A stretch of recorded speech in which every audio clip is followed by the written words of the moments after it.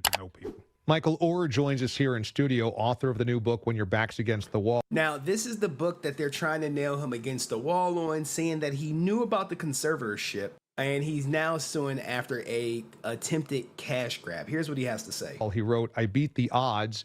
And you just said you feel like you've been mislabeled sometimes, misunderstood. And I think, at least from what I've read in the book, a lot of that stems from how you were portrayed in the movie The Blind Side, and that people might have the wrong idea of your personality, number one, that you were this kind of shy wallflower, that you were timid and you had to be kind of like drawn out of your shell, when in reality, you were a workaholic, you were hyper organized, and you were like, damn it, I'm making something of myself no matter what it takes after a rough background. Is that the big one that you feel you were mislabeled as? All right, so if you guys don't know, in The Blind Side, they really played him out to be like this big loof. Like, you know, he would tackle a guy, he would push him back 100 yards, as he really didn't know what was going on sports-wise. And he's about to correct everybody and everything and set the record straight on who he is as a person. I think it took away the hard work and the dedication that I created from a child, and going to school in the 3rd grade, getting myself up, first one in the locker room, last one out. And I think the biggest for me is, you know, being portrayed, not being able to read or write. Yeah. 2nd grade, I was doing plays in front of the school.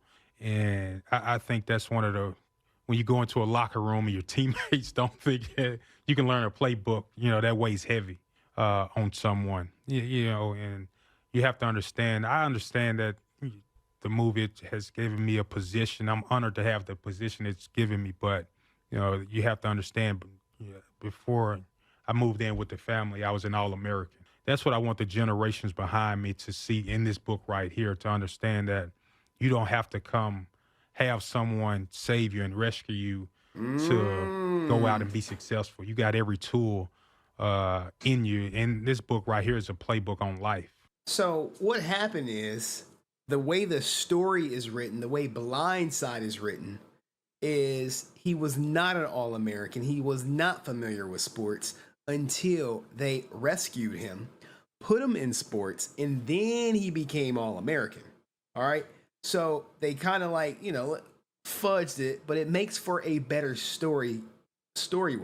You know, looking yourself in the mirror when I was 11, 12-year-old kid, telling myself, hey, everyone around you is even in an even worse situation that you're in. So you're going to have to get up and do this thing yourself, and developing a routine right then, when I could have given up at 11, 12-year-old, as an 11 to 12-year-old kid. So that's what I'm trying to paint the message in this book right here.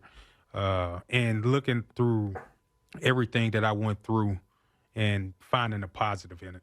And it wasn't that you don't have gratitude to the family that took you in. That's really very not the grateful. message. Very grateful for every family that helped me. Now, notice he said every family that helped him, because when we get to the legal docs, you're going to see it was not just one family. It was a network of family. But one family kind of, I hate to say the word leeched, but they leeched onto it. They latched onto him and brought him into the fold. Throughout this journey, it's a lot of people that deserve a lot of credit. For me, I want to show the young people and everyone behind me that, hey, you deserve some credit for your hard work. You can get it done. And that's really the goal. So for those that don't know, you grew up in a really difficult situation. All right, now they're about to get into some stuff that's in the legal docs that I find it hard. I wouldn't say hard, but unfortunate that no one has mentioned some of the things. Now, look, of course, soon as the court docs come out, you know, the Tuohy family says he attempted a $15 million shakedown before blasting us in court docs. Now, to the common person, you may say, hey, that looks like a shakedown. Or to me, I'm like, that's his number. That's his settlement. Hey, I want $15 million. Now, let's look at the court documents, right? Because the court documents tell a completely different story. And we're going to go through it. Look, it's very quick. It's a very quick court doc thing. All right. So what do we have here? What do we have? He filed this lawsuit on the 14th, which is what, 3 days ago, and it just wildfire. It's Michael Jerome or MJO. He is making a petition to terminate the conservatorship for accounting and other relief. So look, guys, when you see accounting, they want the numbers. All right, what does he say?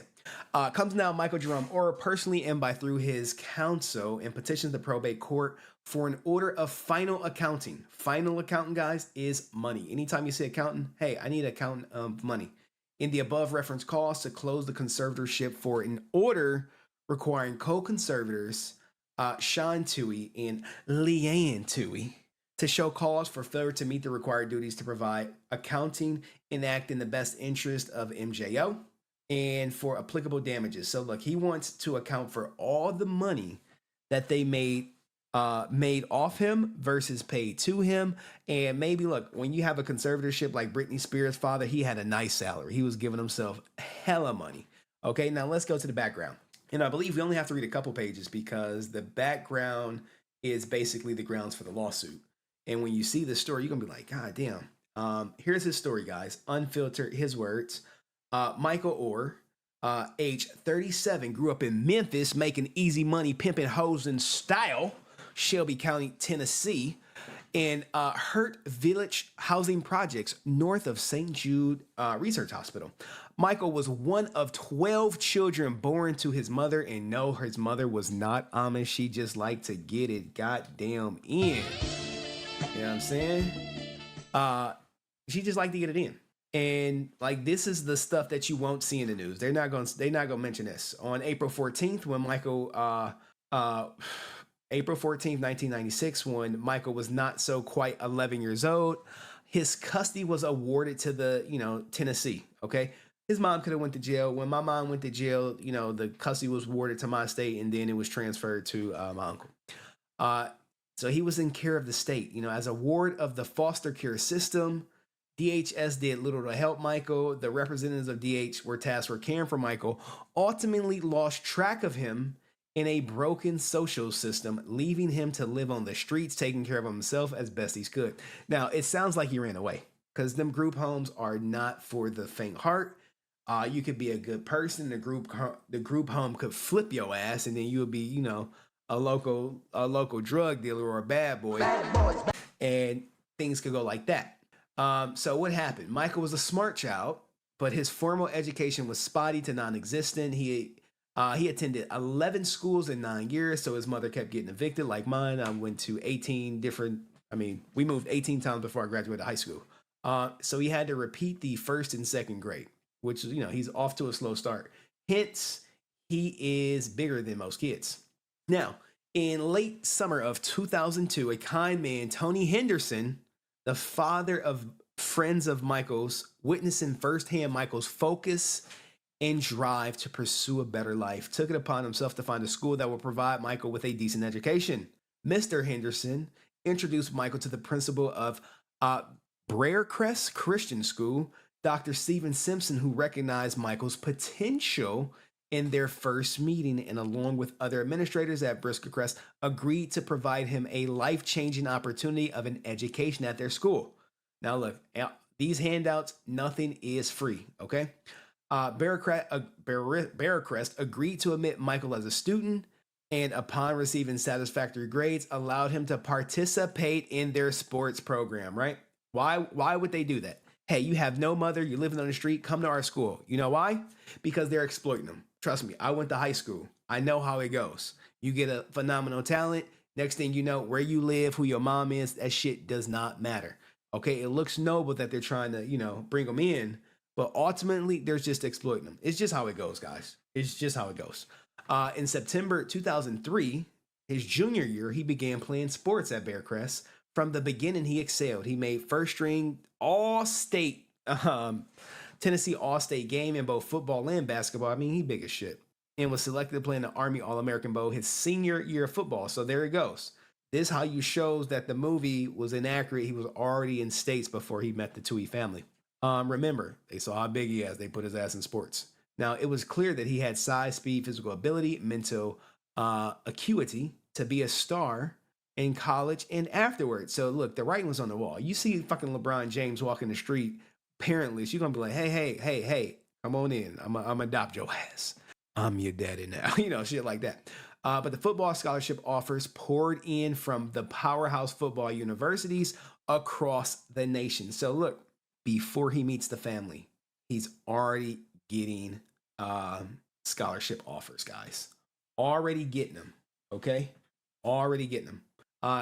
Michael was on his own at Bearcrest and nearly penniless. It took over an hour riding buses, walking, to and from Hurt Village, Bearcrest during his 10th and 11th grade years at Bearcrest. Michael also stayed at the home of his grandfather and friends, Quentin Franklin, and had other benefactors. Benefactors are people who just take care of him. Okay. He often stayed overnight at the homes of classmates whose parents saw Michael simply as an intelligent, polite young man who needed basic support that no person, agency, or other social system began to provide him for most of his childhood. Look, guys, my brother who turned on me, he was in a group home. Only thing group home care about is that you don't cause problems, you keep your room clean, and you back at curfew. That's it. That's the only rules. During the summer of his junior career at Bearcrest, Michael also occasionally stayed with Sean and Lehigh and Tuohy. All right. They were the parents of his classmates. Michael simply as a nice kid in need. Conservators, because that's what they are the conservators. Sean Tuohy and Leanne Tuohy saw something else. They saw a gullible young man whose athletic talent could be exploited for their own benefit. The Tuohys, who took no legal action in juvenile court to assume legal custody of Michael, a ward of the state, because that's what you become when the state has custody, began inviting him to their large, beautiful home more and more often during the summer. Mrs. Tuohy began taking Michael on shopping trips, buying his ass clothes. In July 2004, after Michael became an adult, but still enrolled as a student in Bearcrest, and just before his senior year, the Tuohys invited Michael to come and live with them. At no time prior to the invitation, during Michael's minority when he was under 18, did the Tuohys take any legal action to assume custody of Michael from DHS through appropriate channels, nor did they seek to become his guardians while he was a minor. Now, look, when you want to become someone's guardian, it's a lot of paperwork involved, okay? So I can see why they didn't, but it's a more dubious thing that's going on behind the scenes. So despite this inaction, the Tuohys did tell Michael they loved him and they intended to legally adopt him. Michael believed them, was delighted to be a part of a real and stable family, and trusted Mr. and Mrs. Tuohy completely. The Tuohys encouraged Michael to refer to them as mom and dad. And Michael, he happily complied. Hey, whatever you want. It is what it is. Almost immediately after he moved in, the Tuohys presented him with what he understood to be legal papers that were necessary step in the adoption process. Michael trusted the Tuohys and signed them. He signed where they told him to sign. It's the bait and switch, but he was over 18, probably not the sharpest crayon in the books at that time, dealing with some more highly sophisticated people that you trust. They took you in and said, hey, we want to adopt you. He didn't know that, hey, over 18, you can't adopt me. You know what I'm saying? Michael, after February of 2023, were not adoption papers or equivalent of adoption papers. Instead, it was a petition for appointment of conservators, which was filed in the cause on August 9th, 2004 by Deborah Barron. Remember Deborah Barron's name, guys. Remember Deborah Barron's name. Attorney of record in this matter. Some lawyers, look, guys, have no morals. They're fleecing this kid, and Deborah is in on the fleece, okay? Miss Barron was so close to the Tuohy family that Michael was encouraged to refer to her as Aunt Debbie. Aunt Debbie setting his ass up. She like, nephew, sign right here. The petition filed on behalf of the Tuohys, Michael and his mother, Denise Oher, by Aunt Debbie, the attorney of record for all four parties, okay? Now, this included a request that the conservatorship should have total control over Michael's abilities to negotiate for enter any contract despite the fact that he was over 18 and he had no diagnosed physical or psychological abilities. Now look, this should probably one, it's going to get ended. But right here, that's a conflict of interest. When you represent both the goddamn when you represent both sides, he has to sign like a waiver saying that he's waiving his right to an attorney. Okay? Now, here's a snippet from the petition that says they shall have all powers of attorney to act in his behalf, and that the said Michael Jerome Williams Jr. shall not be allowed to enter into any contracts or bind himself without direct approval of his guardian / conservators. Damn, got his ass right there. And at no point did the Tuohys inform Michael that they would have ultimate control over all his contracts, even like the football contracts. We're going to get to that in a minute. And as a result, Michael did not understand that if the conservatorship was granted, he was signing away his rights to contract himself, right? Now, we're about to get to the money of it all coming up very soon, because that's what this really is all about. That's what the $15 million was about. That's why they wanted the conservatorship. All right, Michael was falsely advised by the Tuohys that because he was over the age of 18, that the legal action to adopt Michael would have to be called a conservatorship. But it was for all intents and purposes an adoption. Like, goddamn. When people take advantage of people, it just makes me sick. It makes me sick. And they look, we're gonna get to their story. You remember, it's like three sides to the story. You got, his side, they side, the truth probably somewhere in the middle. But the Tuohys have falsely and publicly represented themselves as adoptive parents of Michael, continuing the date of filing of this position. Okay, even right now, they own their website. It's the Family Foundation, where Michael's name and likeness is used to benefit the Tuohy's interest and where Michael is claimed to be adopted. Goddamn. Such false and public misrepresentations. See, no news is saying this. There's not one news program or article that is putting all this shit up in here. These have caused irreparable injury, loss, and damage to Michael Oher. And unless the conservators are restrained and enjoined, so he doesn't want them using his name, image, or likeness anymore. Okay? Anymore. And so much, so much money was gained off of him. All right. The lie of Michael's adoption is one upon which co-conservators, the Tuohys, have enriched themselves at the expense of their ward, which is, the conservatorship. The undersigned, Michael Oher discovered this lie. This is where they kind of hemming his ass up. He discovered this lie to his chagrin and embarrassment in February 2023, which is likely when they asked for $15 million. When he learned of the conservatorship, which he consented on the basis that doing so would make him a member of the Tuohy family, in fact, provided him no familial relationship with the Tuohys. And we're going to get to the current relationship. You guys think they're still talking? You guys think they're still friends? Nope. All right. In August 2005, Michael entered the University of Mississippi. Oh, Ole Miss. I thought it was Mississippi State. Sorry, Ole Miss. On a football scholarship at the age of 19. Now, this is the Tuohy's argument. They're saying the only way they could have got him into Ole Miss is if he was under a conservatorship. No other way. Do y'all believe him? Now, on September 6th, The Blind Side, Evolution of Game by Michael Lewis, a book based upon his life, was released shortly thereafter. Conservators began contract negotiations with 20th Century Fox regarding the personal rights of their then minor children, Sean Tuohy Jr., Collison Tuohy, a movie based upon the, look, typo right here. Blind Side, Evolution of a Game. We got our first typo. Upon information and belief, the Tuohys used their status as conservators for Michael's or negotiated contract with Fox, the movie The Blind Side. Damn. This is, now look, let me make sure. The Blind Side based on Michael's story. Interestingly, Section 18, so they got a copy of the contract. All right? Copy of the contract. You about to see how much money they made off his name just for the movie.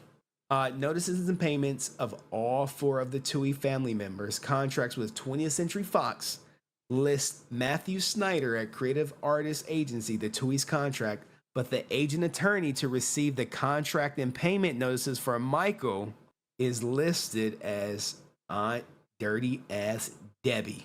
Now you know she got her cut. You know she was like, gotta get my bag and run. she got her bag and she got the skedaddling. So, upon information and belief, conservators negotiated for themselves in natural-born children a contract price of $250,000 for everyone and 2.5% of all future defined net proceeds. All payments were contingent upon Fox acquiring his signature. So the whole family gets paid if he signs, okay? Now, upon information and belief, the Blind Side movie has amassed a gross revenues of more than $330 million. I got money. Now, we saw that they get a 2.5%. So just from that movie alone, they bust down $8.25 million. This doesn't even count the goddamn book. Just the movie alone. Also, a contract also exists entitled Life Story Rights Agreement, purportedly signed by him, dated April 20th, 2007, in which Michael appears to give away to Fox without any payment whatsoever, guys. His whole life, likeness and everything for no payment. The perpetual, unconditional, and exclusive right throughout the world to use and portray Michael Oher's name, likeness, voice, appearance, personality, personal experiences, incidents, situations, and events based upon or taken from his life in connection with motion pictures and otherwise dates mentioned in the Blind Side book through the end of 2008 NFL draft and non-exclusive rights to his life after the 2008 NFL draft. They literally just sold his ass. Now, you know, hey, it is what it is. Michael Oher believes that his signature on this document is very similar to his own, and he does not know whether that signature was forged. Do you guys think he signed it, or you think they forged that shit? You never know with these. I mean, money's the motivator, right? Money is the motivator. However, he does now and have avers that he at no time willingly or knowingly signed this document and that nobody ever presented this contract to him with any explanation that he was signing such a document or any document concerning his rights to his name, image, and life story to Fox or anybody else. Damn, he signed it but never read it. And see, I put right here, I wonder, was it notarized? It probably wasn't notarized. All right, now we're almost done. Okay, let me make sure. All right.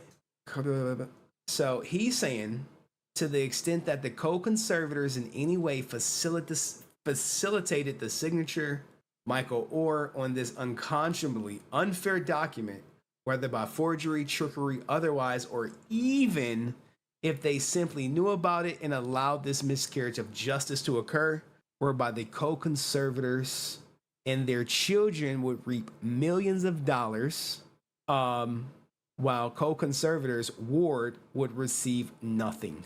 They would have committed a breach of fiduciary duty. Goddamn. So basically, if what they're saying is, when you are someone's conservator, you have to do what's in the best interest of them financially. And you can't say you did the best for him financially if all your kids made money and the person whose life is about made absolutely nothing. This shit's fucked up. If it's true. Now, you know, they talk about Blindside being released in 2009, you know, after he used all his NCAA eligibility at Ole Miss. Any such remuneration he could have received from the Blindside occurred after college and would not have affected his NCAA eligibility. All right, so the movie came out of college because back in the day, you couldn't make money while you was in college. You know, now you can do your NIL, name, image, and likeness contracts, and the NCAA is crumbling. Now, due to the massive success of the movie, Alcon Entertainment LLC, the successor, made a donation to Lee Ann Tuohy's foundation, the Make It Happen Foundation, in the amount of $200,000 on October 2010 in the same name of Sean Tuohy. So 2 donations. Upon information and belief that this payment was triggered by an amendment to the life story and rights agreement of Sean Tuohy. At no time did Alcon or Fox inform Michael of the amendment or negotiations therein, nor was there any amendment attempted to ensure that Michael would benefit from the movie's success, in contradiction of the duty that the Tuohys had to Michael as his conservators. Now, look, this is a hell of a story. Hell of a story. Now, that story is pretty much done, and then they're just about to regurgitate it. But there is one thing that really stuck out to me when they regurgitated the story. It's this part right here. Concerning the duration of the conservatorship, the petition indicated that it is Michael's desire that the petitioners be recognized as his legal guardians at least until he reaches the age of 25. So that's 7 years. Or until terminated by order of this court prior to that time. Now, despite the prayer, the court appointed the Tuohys as conservators to serve in that capacity until further orders of the court terminating the conservatorship. So you have to think that this judge was like, no. Y'all want 7 years? No, I'm going to give it to you for as long as he got goddamn air in his lungs. Milk his ass. Milk him. This is sad. This is sad. This is where the system failed him. Not just his parents or his, whatever they are, trying to exploit his natural talents, but now the judge failed his ass. Didn't even question it. Maybe because his signature was on it. Okay. But it is what it is. Let's keep going. Number 22. Conservators have never filed any yearly accountant nor moved the court for any extension of time to file yearly accountant as required. Conservators has never filed any required statement of fiduciary as to physical or mental condition of the disabled person. All right, so we got 2 things. No accounting and no mental check with the state, even though we know he was fine. Conservators never sought to have the conservatorship modified to appoint other third parties as conservators due to the plain conflict that would and did arise between their fiduciary duties and their own personal financial interests related to the movie. Okay, so I think we got just a little more. Since August of 2004, conservators have allowed him specifically and the public generally to believe that they adopted him and have used this to, make buku money, right? But all monies made in said manner should, in all consciousness or conscience, it's consciousness, I'm tripping, in equity be disgorged and paid over to said ward, Michael Oher. Do you guys agree? He's asking for every penny that they ever made to come back to them. Do y'all agree with that? Do you think he should get it? I mean, he's owed something. And he goes on to say it's unnecessary, since it's no longer needed, the court should terminate it, which is going to get terminated already. The court must specifically enumerate the powers removed from the respondent invested in the conservator. So, hey, they need to be taken off. No, they should have no more power, okay? A key obligation which conservators must meet is the care of the ward's property. So this is him saying like, hey, they weren't even good conservators because they took all my money. I made nothing from it. Since the inception of the conservatorship, an important asset of Michael has been the rights to his name, image, and likeness. Every individual has a property right in the use of a person's name, photograph, or likeness in any medium or manner. Okay? This court specifically removed the ability of Michael to enter contracts regarding his NL rights and gave the rights to conservators, which they did. They made 2.5% of 330 million, millions of dollars, which he did not receive. And it's a story that wouldn't have existed without him. So he wants the money from the goddamn movies, guys. The movies and books, and he wants court costs and attorney fees and all that good stuff. And this is basically them to stop. When you see injunction, it's to stop using his name, image, and likeness immediately. Um, now me right here, just the think of me, are they going to pull the movie or the book? Is it going to happen? Nope. No, they're not pulling the movie. They're not pulling the book whatsoever. He still wants accounting for all the money that belongs to him, and there is his signature. Now let's get to the what they said. Right, what they said. They say, look, this he's lying. They saying he's cap. He's saying Stop the cap. he knew about the conservatorship. He wrote about it in his 2011 book. Okay. And he cited it, I think 3 or 4 times. Okay. Tennessee Sean and Leanne Hyvee will be named as my legal conservators. Now, here's the thing, right? Yes, he put it in his book. At the time, did he know what it meant? Nope. No. And that's the book, I Beat the Odds. And now we go to an update. There's the family. Now, look, they have already said, look. Hey, we going to end that 19-year conservatorship for him. Like, you don't say. Now, we do have a comment from their attorney. I believe the comment came in a couple hours ago. There's them at Ole Miss with their adopted son. There they go. Senator and his wife, Leanne, Super Bowl champ right here. Sandra Bullock. There go them at draft day. Like, we got one. Look at this happy family right here, right? Okay, so let's get to, damn, these advertisements are aggressive. All right, where is it saying? I gotta find it since I made it bigger. Okay, here we go, right here. The couple's attorney said that the Tuohys and Oher have been estranged for a decade, guys. So they haven't spoken a decade.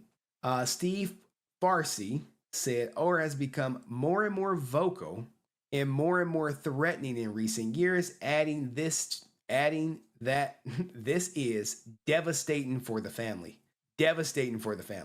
Okay? Remember, father's a senator, I believe, right now. The Tuohys have called Oher's allegation a shameful shakedown attempt and a court of laws in no place to play. On Tuesday, which was what? Today, right? Shit, today? No, 2 days ago. The couple said through their lawyers that Oher had threatened, before filing a petition to plant a negative news story about them unless they paid him $15 million. Now, this is smoke and mirrors. Hey, I'm going to sue if you don't cash me out. Y'all made $8.8 million off my name just for the goddamn movie. He said he was falsely advised and that it would be called a conservatorship because he was already 18, but the adoption was actually the intent. The couples simply didn't adopt Oher because the conservatorship was the fastest way to satisfy the NCAA concerns that they weren't simply steering him to Ole Miss, their alma mater, which he later attended. Now, look, the kids that go to these schools in the South, they have backers, boosters, where, kids get shoe boxes full of money from these boosters. Not like this, but definitely like, the Tuohys, to go to the school because they're going to generate so much money from him. And remember, to this day, they're probably still getting that 2.5% from any profits made from The Blind Side. So royalties is what we're talking about, right? Where are we at? The Tuohys added that they set up the conservatorship to help Oher with health insurance and driver's license and being admitted to college. Well, why would you set it up for why would you take it for so long? Why would you not end it? You have to ask questions like that. Their attorney said that they had estimated that each of the Tuohys and Oher received $100,000 each, adding that the couples paid taxes on his portion. Do you think he got the money? Do you think they paid him? Nope. No. And they Michael got every dime. Okay. And then look, here's my favorite line right here. They don't need his money. They never needed his money. Mr. Tuohy sold his company for $220 million, Farsi said. Like, rich people ain't ever stole from other people, even though while they were rich. Like Bernie Madoff, ring a bell. So many rich people take from the poor. All right, guys. What do you think of the Michael Oher story? There goes his conservators. Let me speak legalese. There's them at the draft, them at the movies, and there's our guy right there. What do you guys think? Is they going to end it? Are they going to keep it? What do you think will be the outcome for Michael Oher? He gonna get his money back? He gonna get his money back? Nope. No. Let me know in the comment section. See you in the next video. Peace.